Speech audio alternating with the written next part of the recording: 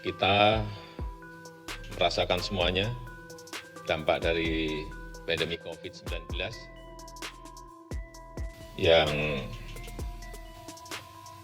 dirasakan oleh masyarakat luas, baik itu pengusaha, pegawai, pekerja pabrik, supir taksi, supir bus, supir truk, kernet, pengemudi ojek, petugas parkir, para pengrajin, pedagang kecil, pelaku usaha mikro, dan masih banyak lagi.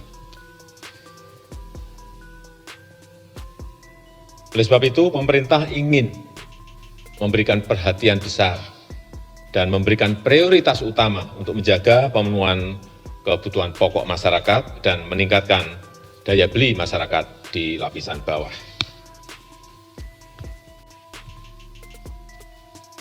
Pada tanggal 31 Maret yang lalu, saya telah menyampaikan kebijakan mengenai penerima manfaat dari program Keluarga Harapan yang diberikan kepada 10 juta keluarga penerima. Jumlahnya, total anggarannya adalah 37,4 triliun rupiah. Kemudian yang berkaitan dengan kartu sembako diberikan kepada 20 juta penerima. Per orang diberikan 200.000 per bulannya dan totalnya adalah 43,6 triliun rupiah. Kemudian kartu prakerja yang sudah saya sampaikan yang lalu juga 5,6 juta orang, insentif pasca pelatihan sebesar Rp600.000 selama 4 bulan. Anggaran yang disiapkan adalah 20 triliun rupiah. Kemudian juga pembebasan tarif listrik 450 VA dan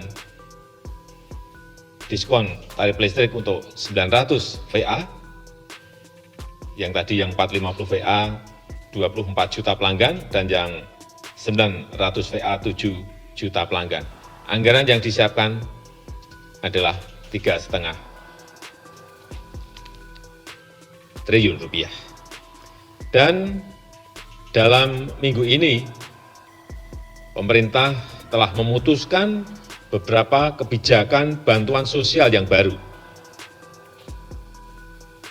yaitu bantuan khusus bahan pokok sembako dari pemerintah pusat untuk masyarakat di DKI, dialokasikan untuk 2,6 juta jiwa atau 1,2 juta KK dengan besaran 600.000 per bulan selama 3 bulan.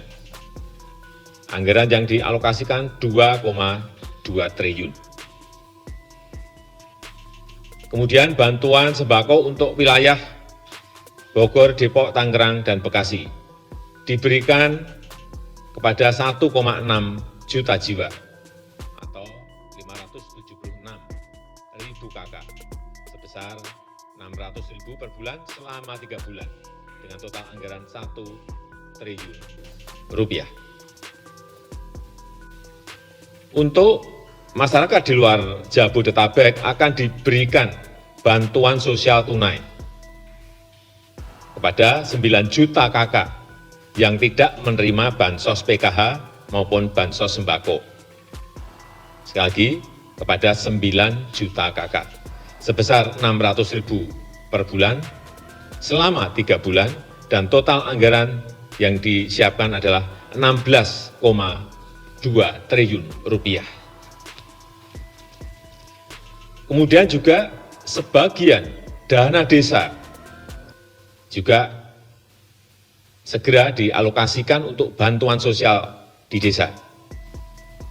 Diberikan kepada kurang lebih 10 juta keluarga penerima dengan besaran 600.000 per bulan selama 3 bulan dan total anggaran yang disiapkan adalah 21 triliun rupiah.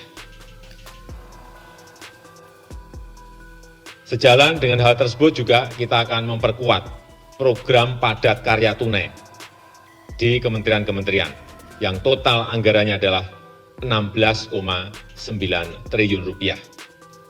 Ini nanti ada di Kementerian Desa dengan program padat karya tunai desa. Ini targetnya adalah 59.000 tenaga kerja. Kementerian PUPR dengan program padat karya tunai juga targetnya 530.000 tenaga kerja dengan total nilai kurang lebih 10,2 triliun rupiah. Kemudian di kementerian yang lain, Kementerian Pertanian, Kementerian Kelautan dan Perikanan, kemudian Kementerian Perhubungan. Dan yang terakhir, Polri juga akan melaksanakan program keselamatan. Ini seperti program Kartu Prakerja, namanya program keselamatan oleh Polri, yang mengkombinasikan bantuan sosial dan pelatihan. Targetnya adalah 197.000 pengemudi taksi, sopir bus atau truk, dan kernet akan diberikan insentif 600.000 per bulan selama 3 bulan. Anggaran yang disiapkan di sini adalah sebesar 360 miliar. Bapak, Ibu, dan saudara-saudara yang saya hormati, saya rasa itu yang bisa saya sampaikan pada kesempatan yang baik ini. Pemerintah akan terus berupaya untuk menyisir lagi anggaran-anggaran yang tersedia untuk menambah lagi bantuan sosial, memperluas peluang kerja bagi masyarakat di lapisan bawah untuk program padat karya. Kita harus sadar bahwa tantangan yang kita hadapi tidak mudah, kita harus hadapi bersama-sama. Saya mengajak para pengusaha untuk berusaha keras mempertahankan para pekerjanya, dan saya mengajak semua pihak untuk peduli kepada masyarakat yang kurang mampu. Dengan bergotong royong secara nasional, kita bisa mempertahankan capaian pembangunan dan memanfaatkannya untuk lompatan kemajuan. Dan sekali lagi, saya ingin memberikan apresiasi yang tinggi kepada seluruh jajaran yang bergerak di depan dalam hal ini, dokter, para perawat, tenaga medis yang berada di rumah sakit dalam kita berperang melawan COVID-19 ini. Saya memberikan apresiasi yang tinggi, dan itu yang bisa saya sampaikan pada kesempatan yang baik ini. Terima kasih. Wassalamualaikum warahmatullahi wabarakatuh.